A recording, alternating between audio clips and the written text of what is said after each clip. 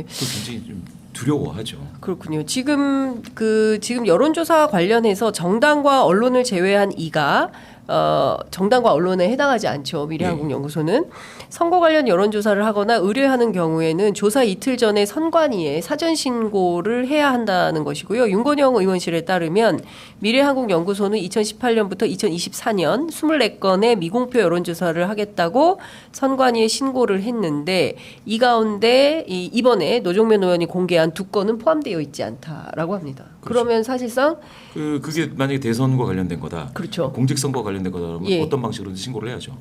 그렇죠. 그런데 그게 당직이면 신고할 필요는 굳이 없는데 네. 예, 공직이면 신고해야 됩니다. 그렇죠. 중요한 포인트는 바로 그 점입니다.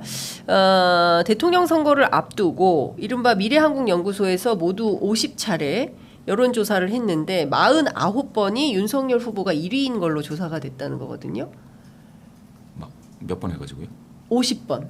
50번을 했는데 49번이 윤석열 후보가 1위를 차지했다는 겁니다. 예.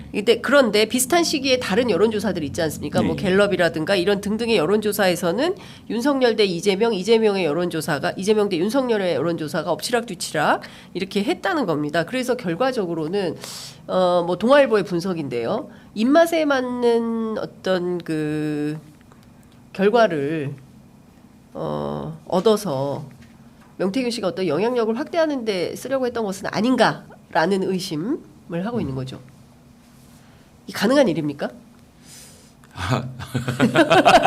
경우에 굉장히 어려운 걸 말씀하시는데 네. 여론조사를 하는 사람이 이걸 시청자 여러분께서 잘 알고 계셔야 되는 건데 네. 여론조사를 하는 사람이 그 조사의 대상이 되는 후보들 정당에 대해서 어딘가에 내가 지켜야 된다. 뭐 이런 내가 누군가를 사수해야 된다. 어떻게 해서든지 내가 뭘 만들어야 된다.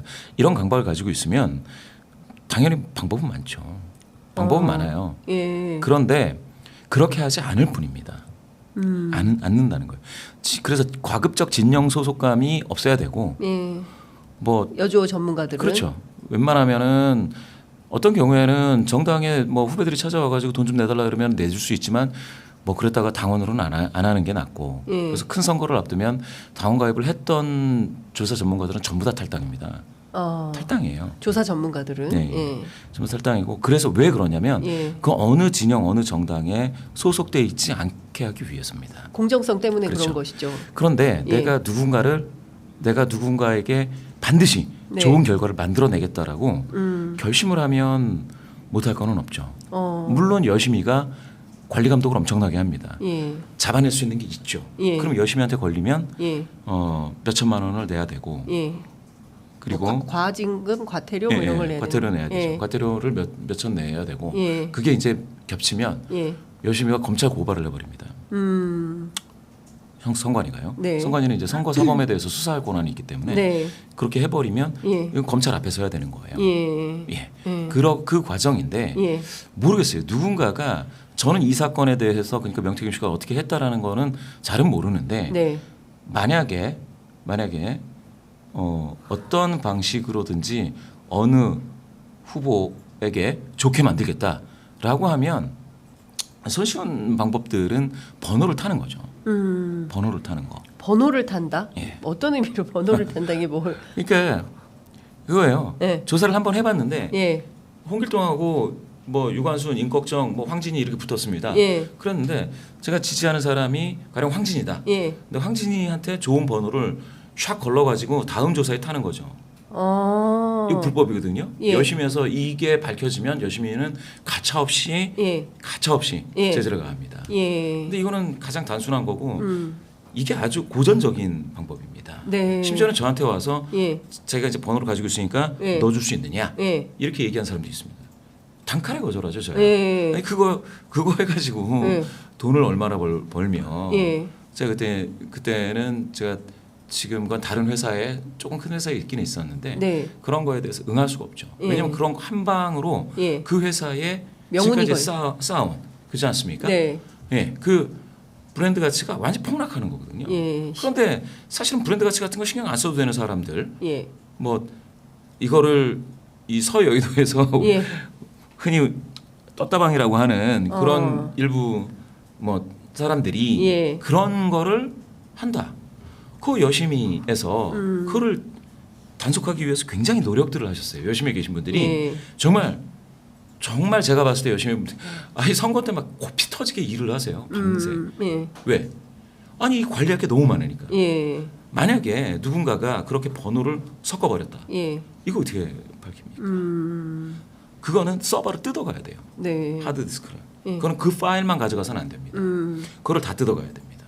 다 뜯어가서 모든 데이터를 다 해야죠. 그다음에 발송 ARS나 전화도 마찬가지예요. 전화조사 발송 서버라는 게 있거든요. 서버에 들어가서 사용된 번호를 다시 다 걸러야 돼요. 네. 다 걸러서 다시 붙이고. 그래서 이제 보면 사실은 그렇게 되면 뻔하게 나오는 거죠. 아니 지난번 그 서버에서 발송된 어떤 것들이 이렇게 될 수가 있죠. 또는 네. 만약에 조금 더 여기서 지능화된다면 서버를 다른 두 군데 두고서 다른 서버에서 받은 번호를 이쪽 서버에 탈 수가 있죠. 야, 이게 지금 이러면 거의 여론 조작에 해당하는 거 아닙니까? 이거를 붙잡으려고 여심에서는 굉장히 강하게 예. 단속하고 있습니다. 예. 그리고 조사인들이 양심이 있어야 돼요. 그래서 양심이 있어야 되고 네. 절대로 이런 행위를 해서는 안 된다. 예. 뻔히 보이는 게 예전에 문구 같은 걸로 이렇게 하는 사람들이 있었습니다. 문구. 예, 문구.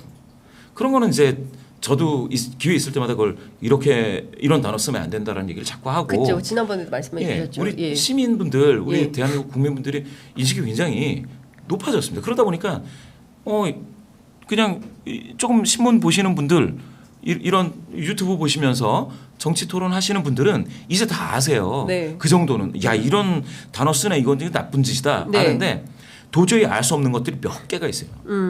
사실은 문항 순서 효과도 제가 봤을 때 2022년 전에 많은 시청자분들이 관심이 거기까지 안 갔던 내용입니다. 네. 그런데 문항 순서 효과 있죠. 없다고 할 수 없죠. 그리고 이제 번호 문제 있죠. 네. 없다고 할 수 없죠. 예. 그래서 제가 생각했을 때 이 선거법에서 6개월이거든요. 예. 여론조사 데이터 보관 기간이 예. 6개월입니다. 6개월 지나면 막 하드를 갈아버려요. 그러니까 유튜브에 보셨죠? 믹서에 넣고 핸드폰 갈아버리듯이 예. 갈아버릴 수가 있습니다. 그러니까 지금 말씀해주신 그 서여의도 소위 이제 서여의도 떴다방 그러니까 선거 때만 되면 나타났다 사라지는 서여의도 떴다방 전문 용어입니다. 여론조사 업계 전문 용어로 또 나왔는데 이런 분들을 잡기 위해서 열심히 해서 상당히 열심히 일을 하고 있다. 근데 명태균 씨 같은 경우에는 지금 드러난 그 이야기들이 다 사실이라고 한다면. 그 여심위의 눈을 피해서 실제로 뭔가 활동이 있었던 것은 아닌가 의심이 되고. 이게 지금 몇 년 지난 거죠? 2년 지났나요?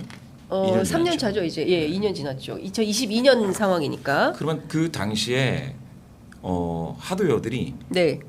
없을 수가 있죠. 없을 수가 있는데 그거를 왜 없앴느냐라고 이야기하기가 어렵습니다. 왜냐하면 법정 규정이 6개월이거든요. 그렇죠. 그러니까 저는 여심이가 그 조사 결과 등록할 때 그 데이터까지 다 등록을 시켜버렸으면 좋겠어요.